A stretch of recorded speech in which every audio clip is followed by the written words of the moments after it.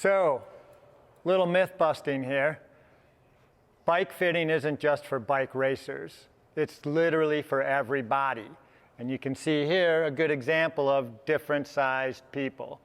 So we're gonna put these different sized bodies on a different sized bike and in a different position based upon what bike you're riding.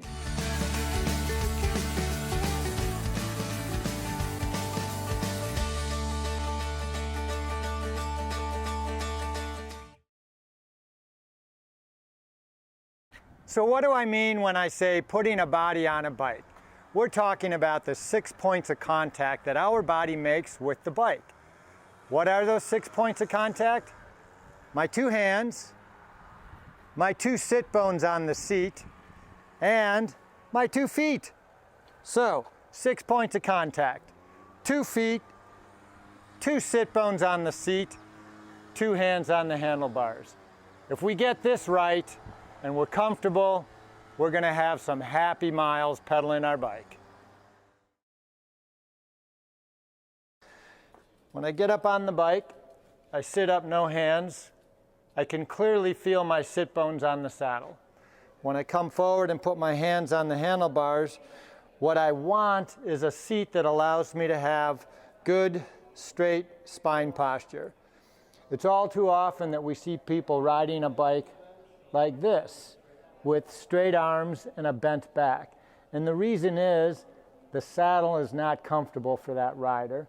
And most of the time, they're getting too much pressure on the front side of their anatomy that's making contact with the saddle, and not enough weight distribution on the back side of their anatomy.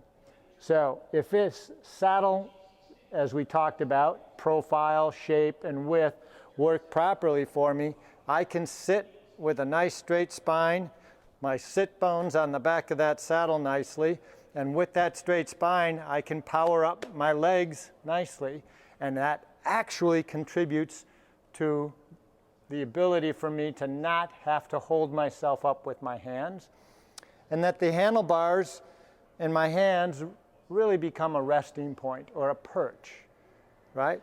So, not that it's ever explained to us that cycling's a core exercise or a core activity, because we look at it and we're pedaling a bike and we think, oh, this is a great exercise for my legs. Well, yes, it is, but if we're also using our abdominals and our core, we're going to be able to sit on the bike in a much more powerful fashion, and we're going to be able to be more comfortable for a longer period of time. So I talk about all of this stuff because in order for this to happen, the saddle has to be right. The saddle anatomy has to match the rider's anatomy. And this is what this part is all about. How do we find a saddle that works for me to allow me to sit in a position on the bike in a powerful manner? As you can see, there's many different shapes and sizes to saddles. First thing we want to understand is what width saddle works best for us. And you can see here that Bontrager has some color-coded sizing that helps us understand how wide a saddle is. And we want the width of the saddle to match the width of the rider's hips. So I'm a pretty skinny guy, and I typically ride very narrow saddles. If you have wider hip structure, you're gonna need a wider saddle. The other thing we want to take into consideration is how much body mass is there. And again, I'm not a big guy, I'm skinny hips. I don't have a ton of body mass. I can get away riding skinny saddles. But as you have larger legs and a larger midsection, you may need to definitely have a wider, more supportive saddle. It really is all about getting your sit bones on the saddle. So if the saddle's too narrow and you're landing on the outside of the saddle, it's not going to be comfortable. If the saddle is too wide and you're landing on the saddle, but there's too much saddle, it's also going to be uncomfortable for you. Let's take a look at some other saddles. This rack of saddles is showing a pretty wide range of seats And these typically are what's used mostly on our comfort bikes and our mountain bikes.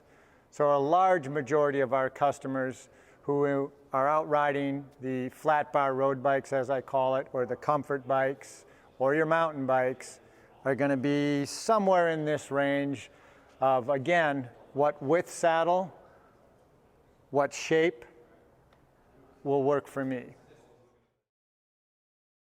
This is your stock pedal that comes with most bikes, a flat pedal.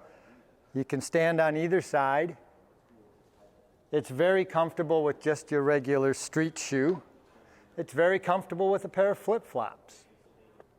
We want the ball of the foot, or the metatarsals as we refer to it medically speaking, on the middle of the pedal. And this way you get the most leverage out of your foot and your leg, and the greatest comfort as far as your foot is concerned. Lots of gloves to pick from, but most importantly, you want a pair of gloves that fit correctly. Obviously, like everything, when it comes to riding a bike, we want it to fit correctly. A comfortable pair of shorts is wonderful, comfortable shoes, and a nice fitting, comfortable pair of gloves. We don't want the gloves to be too tight. We want them loose enough around the fingers so that they do not cut off any circulation. And I like to have a glove that has gel inserts in the glove because that really offers a lot of vibration, dampening comfort. So if I'm properly positioned on the bike, as we talked about, my hands are not holding me up. They're actually resting on the handlebars as a perch, but the gloves serve the purpose of dampening that vibration that we feel over the miles and miles of riding our bike. As that vibration comes through the bicycle, the front end of the bike, the handlebars, our hands take a hit, and to have a nice pair of gloves really makes a difference.